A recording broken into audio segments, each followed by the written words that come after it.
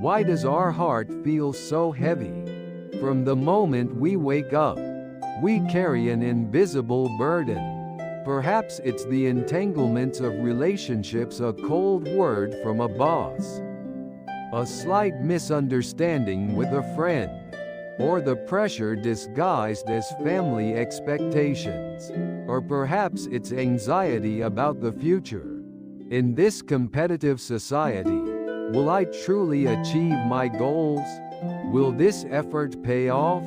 We often regret past failures, fear future uncertainties, and lose sight of the happiness right in front of us. It's as if our minds are chained, constantly restless, unable to find a moment of peace.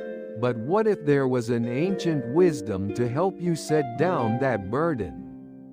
I am going to talk to you now about a teaching that gently unravels the root of the suffering you are holding. It is the teaching of the Buddha, a truth that has spanned over 2.5 millennia and continues to offer powerful hope today. Especially the truth known as karma. Your life's suffering is not the result of mere chance or the whims of fate. By understanding and practicing this teaching, we can take control and transform our lives from one of struggle into one of peace and fulfillment. Let us open the door to this wisdom together. Long ago, in a quiet, sun-drenched village in ancient India, lived a young man named Ākāsha. He was diligent and kind-hearted, yet he always carried a great shadow in his soul. For some reason, he was constantly met with misfortune. His fields consistently yielded poor harvests, and every small business he attempted failed. Worse, his sincere actions were often misunderstood, creating friction with the villagers and deepening his sense of isolation. Why must I alone suffer so much? Ākāsha would ask the starlit sky every night. His heart was filled with envy, anger, and deep self-pity, and these dark emotions seemed to only worsen his situation. One day, deep in the forest, he encountered Vishva, a wise man who lived apart from the world. Vishva had calm, clear eyes that seemed to look straight into the depths of Ākāsha's heart. Ākāsha poured out his tales of misfortune and sorrow to the sage. The wise man listened quietly to Ākāsha's story. Taking a deep breath, he began to speak slowly. Ākāsha, I understand the storm raging in your heart. But your life is neither a curse from another nor the random whim of a god. Every single event you experience, every joy, and every sorrow you feel is a fruit that has grown from the seeds you yourself have sown. The sage continued, this is the essence of the Buddhist teaching, the truth called karma, or the law of cause and effect. It is often summarized as good causes lead to good effects, and bad causes lead to bad effects. Every one of your past thoughts, mental actions, words, verbal actions, and deeds, physical actions becomes a cause seed. When it meets the right condition circumstance, it is guaranteed to produce an effect fruit. If you sow seeds of anger or jealousy, the fruit will be suffering.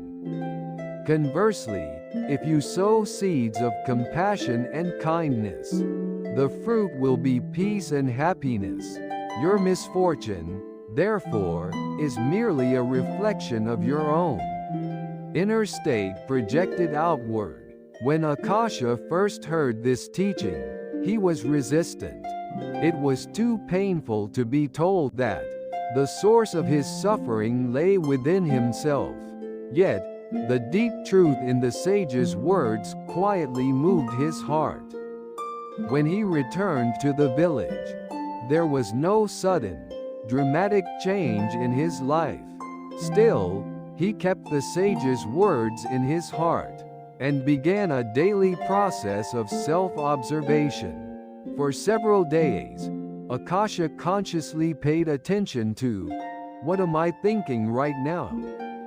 What words am I about to speak? What action am I choosing right now? As if watching himself from a distance. The moment he was about to criticize someone, he recognized that this criticism would become a bad cause that would eventually return to him. And he held his tongue. When he looked at his unproductive field and felt envy toward the successful farmer next door, he immediately tried to transform that feeling into one of blessing. Then, a subtle shift began to occur within him.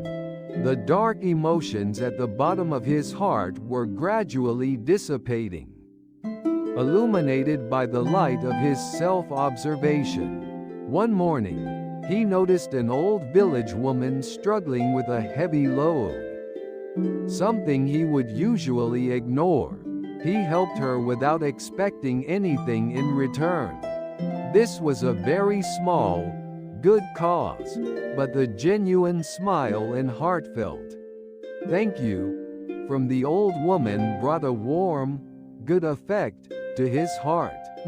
The very next day, a business acquaintance he had previously avoided because of his overly critical attitude approached him with a new opportunity.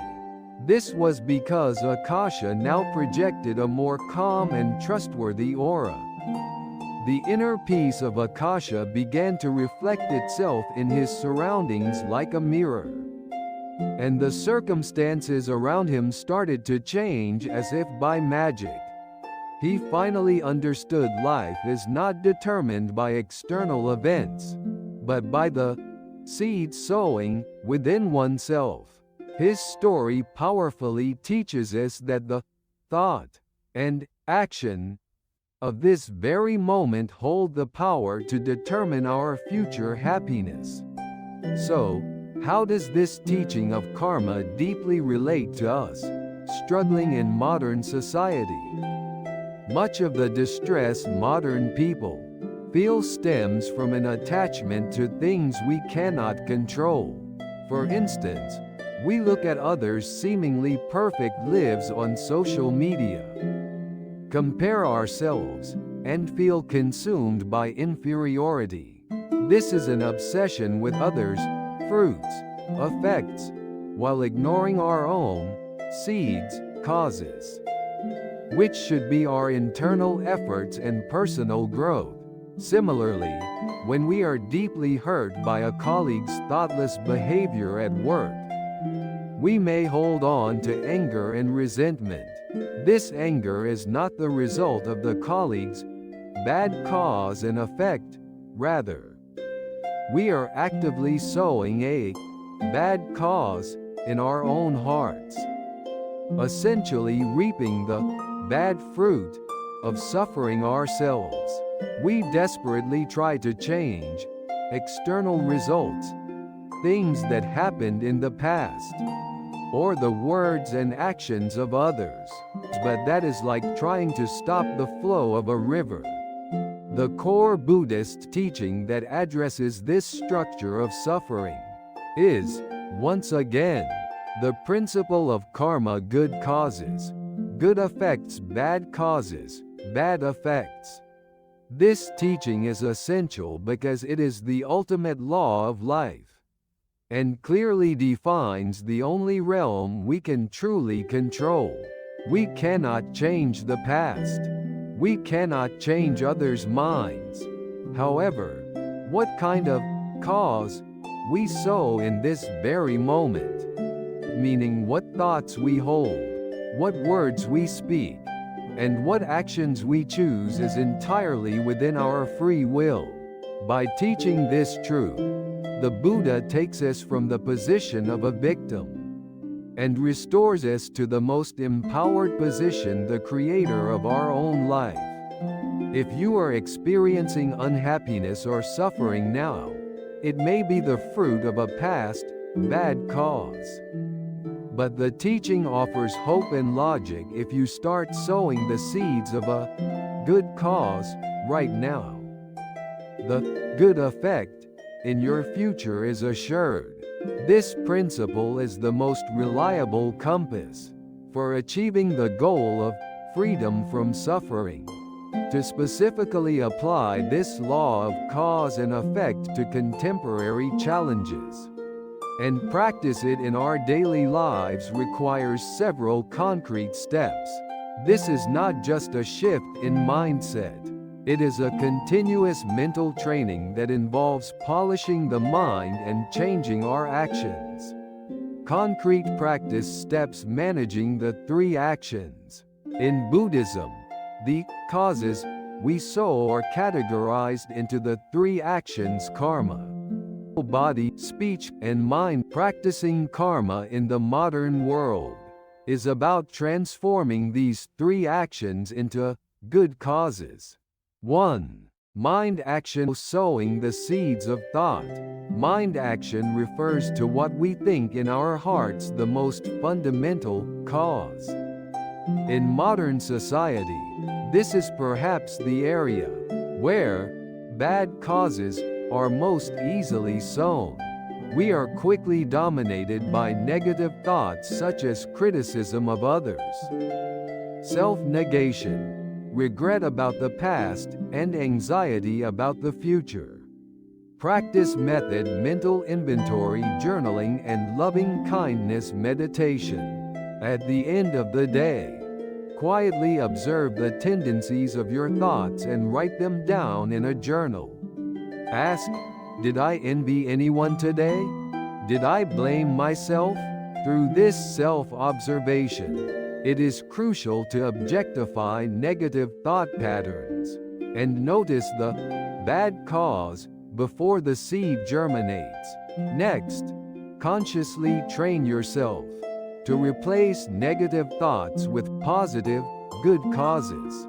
For example, if you feel jealousy towards someone, spend a few minutes practicing loving-kindness meditation, sincerely blessing that person's success, sowing the good cause of genuinely wishing for others' happiness, will ultimately bring the greatest good effect, peace, to your own heart. 2. Speech action: sowing the seeds of words. Speech action shows how powerful a cause the words we utter are. In the modern context, this includes digital words, like social media comments and emails. Practice method: awareness of the 4 right kinds of speech. Speak the truth, non-lying. Avoid lies or exaggeration and choose sincere words. Promote harmony, non-slander. Do not speak ill of others or use words that cause conflict. Gossip and backbiting may bring temporary pleasure, but they lead to the long-term bad effect of loss of trust. Speak kindly, non-harsh speech. Avoid rough words or sarcasm that hurt others' feelings. Speak purposefully, non-frivolous speech. Avoid idle chatter or confusing words, and aim for constructive and valuable conversation. Especially when facing relationship problems, consciously choose to express gratitude or encouragement instead of critical words toward the other person. This good cause will immediately bring the good effect of repairing or strengthening the relationship. 3. Body action: sowing the seeds of deeds. Body action refers to our concrete physical actions. This focuses on altruistic acts, that is, acting for the benefit of others. Practice method: practicing small kindnesses and acting without expectation. Make it a habit to consciously choose small actions that help someone in your daily life. For example, help a struggling colleague, assist with family chores, or pick up trash on the street. Practice one small act of kindness that no one will know about each day. The key is to completely let go of the expectation that this will get me something in return. Actions based on the expectation of a reward will lead to the bad effect of disappointment if the reward is not received. However, a good cause stemming from pure compassion will return to your heart as the most gentle and powerful good effect in the form of self-affirmation and faith in life.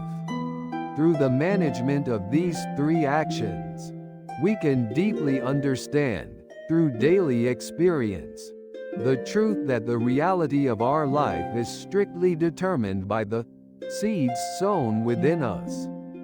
And we can confidently begin our journey toward a life freed from suffering. All of us are on a long journey called life, and sometimes we stumble, weighed down by heavy burdens. However, the teaching of karma you have heard today is not meant to judge you, but is the warmest message intended to remind you of your own limitless power. You cannot change your past, but the thoughts and actions you choose in this very moment. The sowing of good causes have the power to change your future exactly as you wish. If you sow good seeds, you will surely reap good fruits. There are no exceptions to this universal law. Please, stop blaming yourself. And starting today, begin to fill your thoughts, words, and actions with the light of love and compassion. Each of these small steps will eventually fill your life with the great, good effect of deep peace and fulfilling happiness. You are the creator of your life. Now, let us step forward powerfully, treating this new day as a chance to sow the very best good causes.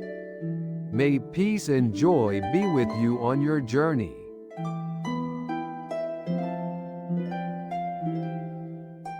If this story resonated with you and provided some insights or learning, I'd be delighted if you could press the like button. Also, if you subscribe to the channel, I'll be able to continue sharing various life wisdom and lessons with you. Please share your experiences and thoughts in the comments section as well. Each person's experience becomes valuable learning for other viewers. Thank you so much for watching this video to the end today. I look forward to meeting you all again in the next video.